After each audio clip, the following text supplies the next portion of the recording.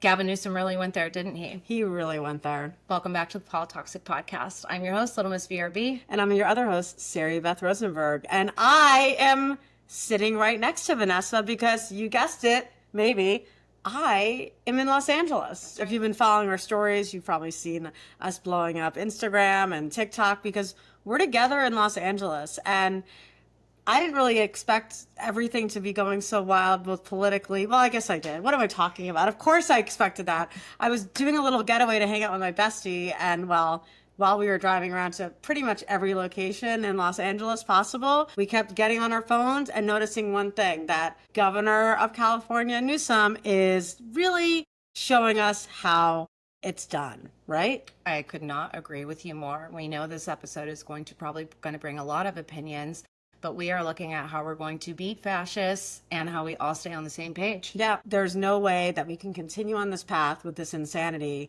the way we have been. And I feel like Governor Newsom just broke us out of where we've been. I feel a lot of us feel unstuck. We're going to talk about however you feel about Governor Newsom, his policy, his politics. I don't think many of us can disagree with what he's been doing. I don't disagree at all. I think we have to fight the bully with their own weapons, and he's doing it brilliantly. He's not doing it. His amazing social media team that is managed by a woman of color, Camila Zapata, is doing a phenomenal job breaking the brains of the right, Fox News, and pissing everybody on the internet off. And so she's getting everybody talking about it. I think it's really funny that Fox News is reading his tweets in the same way that we read Donald Trump tweets. And it's kind of interesting watching the hypocrisy of them talking about how immature it is and this and that. Gavin Newsom is one of the only Democrats that is fighting fire with fire. And I'm here for the memes. I'm here for the AI images. And I'm also here for the resurgence of energy of the resistance, because I know personally I have been feeling so low the last few weeks. It just seems like every day they're hitting us with more bullshit. And for the first time, I think since the election, I'm feeling hopeful about things. What do you think? I feel the same way. I mean, honestly, first of all, one thing I wanted to note is I want to say, I love that we know who's running it. I love that for so long, a lot of content creators, social media managers have kind of hidden the shadows of the brands or politicians that they worked for, which is just how it's been. And I like that we're seeing, I mean, listen, Governor Newsom is signing off on all these posts, right? So he's just as much a part of it. It's not it's not like she's doing something that she's rogue, running an account. No. All of those tweets and threads and all of that is approved on multiple levels before it goes out.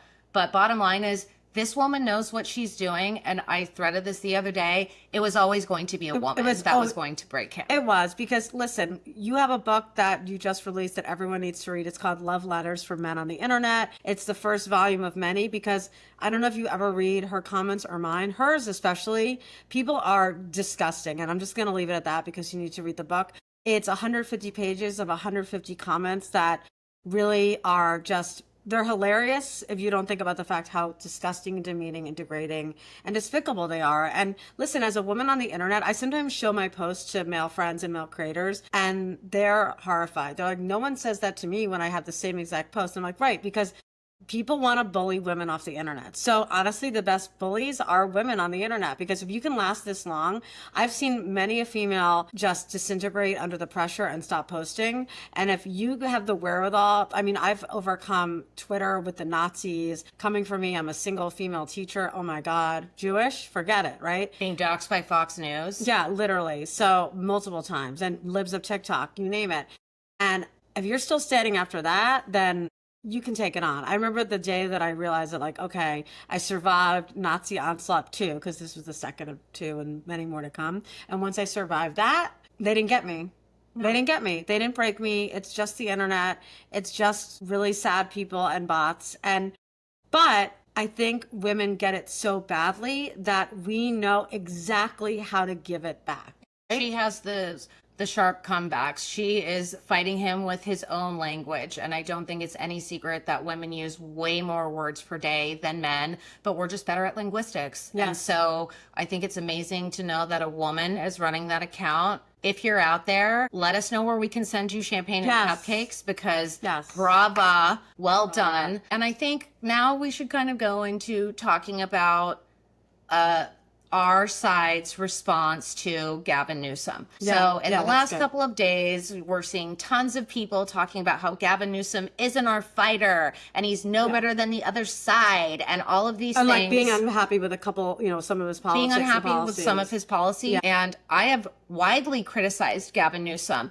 I criticize people on our side all the time. And it's because we are not in a cult. We're allowed to change our mind. We're allowed to watch these people make mistakes and reverse course. I'm not saying I agree with all of his policies. I'm saying he is the man of the moment that can beat the right. And also, we're not even talking about 2028. We're just trying to get to the end of the year, basically. So I think it's really counterproductive for people on the left to be out there because they're watching our comment sections. They're watching what you guys are saying. And all of these people, Gavin Newsom's not the guy. Kamala wasn't the woman either. So No one's we ever would the love person. to know who you're going to be happy with to defeat fascism. So I just, there's a lot of virtue signaling and things going on online. And in my opinion, I've threaded this. I publicly said it. I think it, and I mean it with my full chest. If you aren't working with us, you're working against us. Thank you. I 100% agree with you. I don't understand. The purity tests need to go.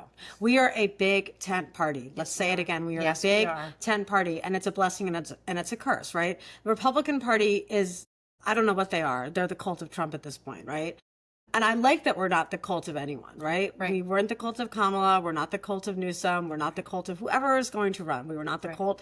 We are clearly not the cult of Joe Biden based on the way people treated him. That being said, as a big tent party, we need to both face it and also embrace it, and also not keep stabbing each other in the back, both online and offline. We need to. We are not. This is not the 90s. This is not Republicans versus Democrats crossfire CNN, right? I know we keep saying this, but we're here. We kept saying we're going to be at a crossroads. This election is a crossroads. Democracy versus fascism. We are here. We have concentration camps in the United States of America. American citizens are being picked up in regular trucks with average guys wearing Converse and being disappeared, and we don't know what happens to them. So I don't know what the line is going to be for these people to get in and decide to support the movement to beat a fascist. They're not going to have any rights in the end either. And so I think the thing that I'm like the most frustrated with right now is seeing the lack of strategy and how everybody on our side is not watching what the right does. Their formula is very easy, and it's they always stick together all the time. It doesn't matter if it's a criminal. It doesn't matter if this person was removed from office. They're supporting the candidate. And with all of that support and the way that they run their ship, that's why we have what we have right now, because no matter what, they're sticking together. So I would love to see Democrats on the same game. Gavin Newsom is the only one who is playing their game. We need to see it in Congress. We need to see it in the Senate, meaning all of our people need to be working together. Otherwise, we're not going to have a government anymore by the end of all of this. Imagine if everyone was flooding Twitter and threads like this, right? Imagine if every single Democrat was doing what Trump is doing. Imagine that. And I want to speak also to something that has been, I don't know, maybe it's a hot take. I don't think it should be. I've seen people say, oh, is that even what Gavin Newsom posted? Oh, that's AI. Right. Exactly. Listen, I understand. I'm a teacher. I want to know if something's verifiable. I want to know where you got it. I want things sourced. That is my life. That is my main job, right? We are fighting for our lives right now. And I think the whole point of this is to both like expose and trigger the other side.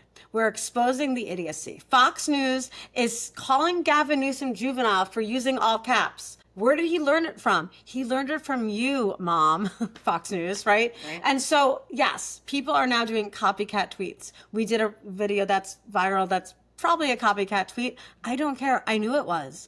This is the whole point, right? We need to get people talking about it. We need to get people engaged in the conversation. And if it's memes of a shirtless Gavin flying around on the back of an American eagle, then that's the way to do it. Yes, because Trump does it too.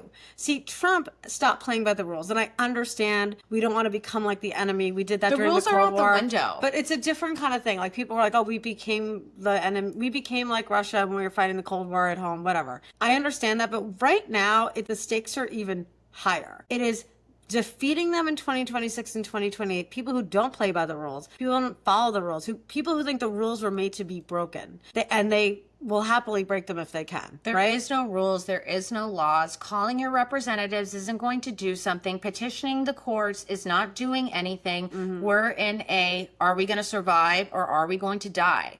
And I am going to support, I'm publicly saying this, I am going to publicly support whoever the candidate is. Doesn't matter if I don't fancy them. I fancy democracy more than any of it. And so I fancy the United States of America. Not in a nationalistic, like, I don't care about other countries way. Right. But listen, if we are not good in our house, we can't fix other houses. Exactly. We can't help other people, right? Exactly. And so we need to get back on track anyway, any means necessary. It should have been, it should have been Kamala Harris. It should have been. It should have been Kamala Harris. It should have been Hillary Clinton. It should have been the word one twice boggles my mind. He is the opposite of what is all good and great about America. And people always, there's people who are like, oh my God, you're obsessed with him. No, I'm not obsessed with him. I'm obsessed with America. I'm an American history teacher. I love this country, warts and all. And we have so much potential to continue in the path of the greatness of our nation.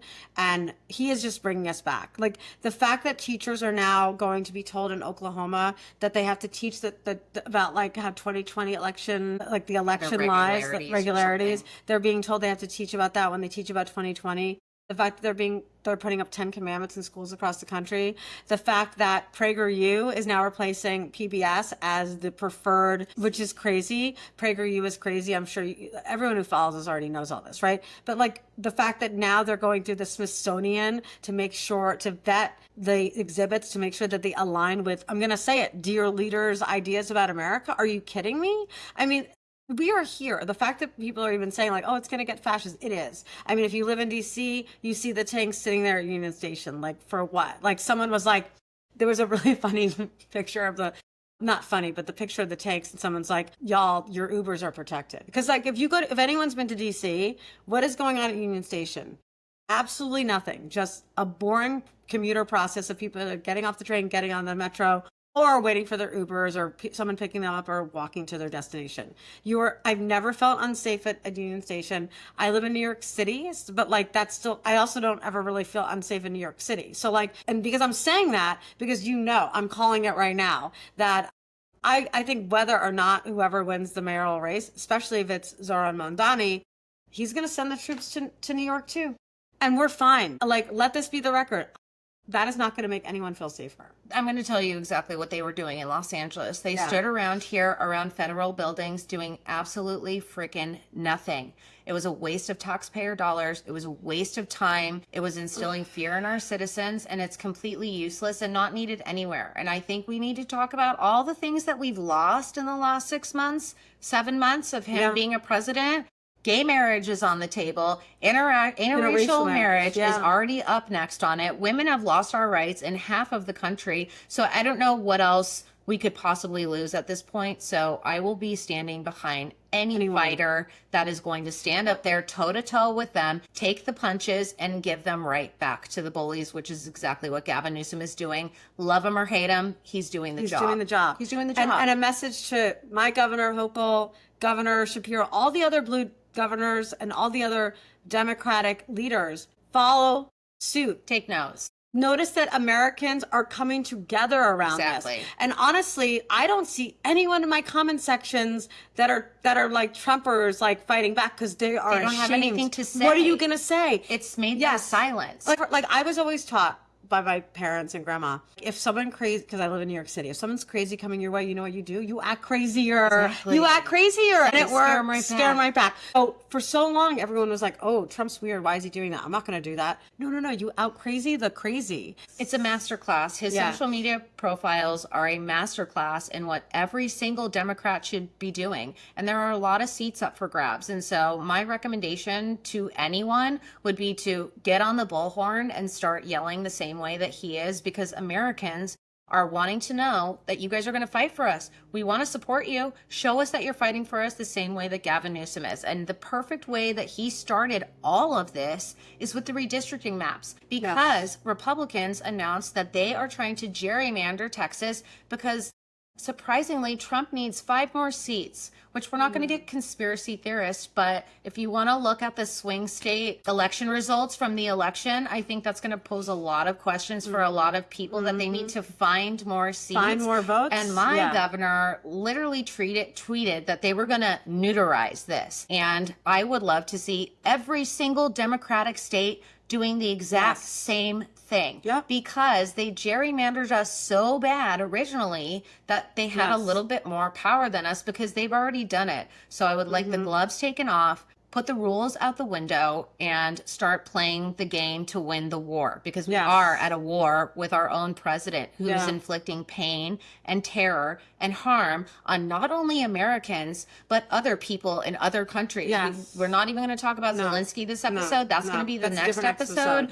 But this man is inflicting terror on everyone and cozying up to a dictator, rolling out a red carpet for Vladimir Putin, who should have been arrested the second he hit U.S. soil. You all thought that too, right? Like the minute he stepped foot in Alaska, he's a war criminal. He's a war criminal. And instead, everyone looked spooked walking out of the room with Trump and Putin when they had their little sidebar meeting with no cameras. But we don't need to be cozying up to a dictator.